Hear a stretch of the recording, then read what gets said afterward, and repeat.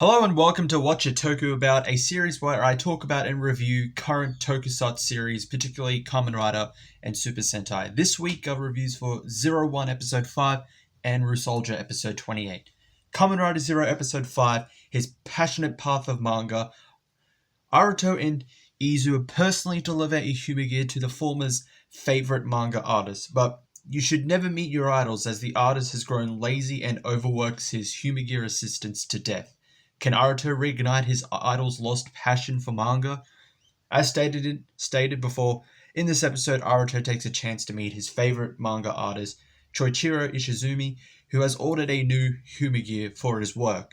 But there he finds that Choichiro has grown lazy due to his popularity and cares little for the humor he purchases, forcing them to work themselves to death and replacing the ones that end up biting the dust. This episode puts Aruto in a tricky situation. He wants humans to embrace and work alongside humans, and he wants Choichiro, the client, to be happy. But he can't stand the mistreatment of the humans and Choichiro's laziness and passionless lifestyle. So he makes it his job to understand why the artist no longer writes and draws his manga anymore, and to stop the humans mistreatment at his hands. This episode is great. It provides a big roadblock, at least, well, probably not the last we'll see, but a big roadblock to Aruto's dream of unity between humans and humans. He has to figure out a solution that works for everyone and keep everyone happy. This episode also gives viewers more character and world building with Aruto, Izu, Koronosuke, and actually quite a bit more with the antagonist Metsubo Jinrai.net. We get a new form and weapon for 01 and Vulcan respectively. For 01, he gets Flaming Tiger, a fire and tiger themed form. The debut of this form is great, and there's kind of like a slight change to how the new forms for 01 are created, at least for this one.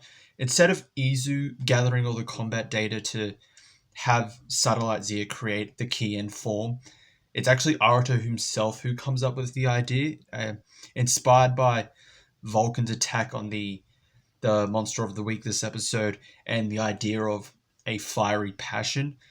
For Vulcan, he gets his own personal weapon, the attached shotgun. Similar to how 01's Blade Rise is a briefcase that turns into a sword, the attached shotgun is a briefcase that turns into a shotgun.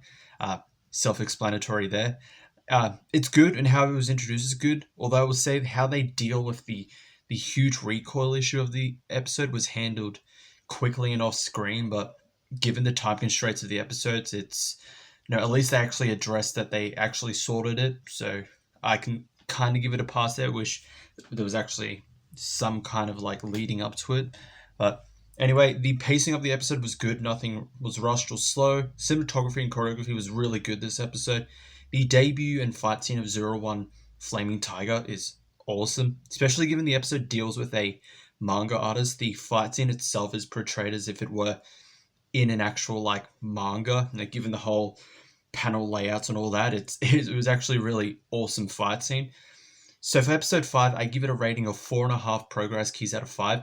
A great episode, solid character and world building, good to great introductions of the new forms and weapons. Overall, another great episode. Kishido Sentai RyuSoulger episode 28, Micro Attack and Defense. Asuna is infected by a microscopic Minosaur that will inflict pain to her heart if the RyuSoulgers try to defeat it. Ko takes part in a plan to save her, but if he makes one mistake, it will cost Asuna her life. It's Operation RyuSoulger edition. From the get-go, this episode reminded me of Steely Dan and his stand Lovers from Stardust Crusaders.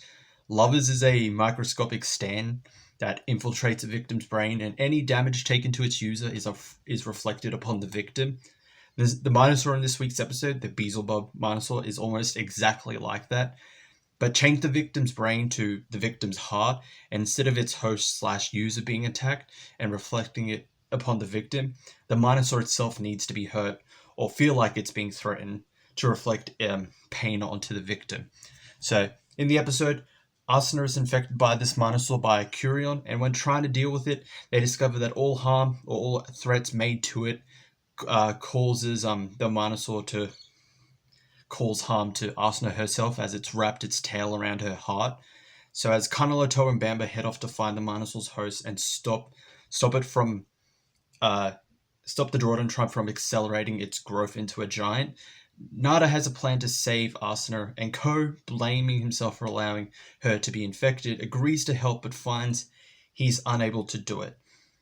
This episode is really good, despite the fact it's kind of standalone and doesn't have anything to do with the overall plot of the show or progress it. It's a great episode. The overall theme of this episode is trust and overcoming weaknesses. At the start of this episode, Ko is told he kind of shakes or is shaky prior to making an attack, and this proves to be a huge deterrent to Nada's plan to save Asuna. The plan requires using the Doshin armor to destroy and loosen the Minosaur's tail on Asuna's heart, and using a shockwave from this armor's punch to achieve this, but because of Ko's shaky weakness, he constantly fails in the practice, and motivated by his desire to save his friend and being deemed not worthy of being a Red Ranger, Ko heads back to Asuna, but even in his moment of doubt, given the fact he could accidentally kill her, Ko is moved by Asuna's trust in him.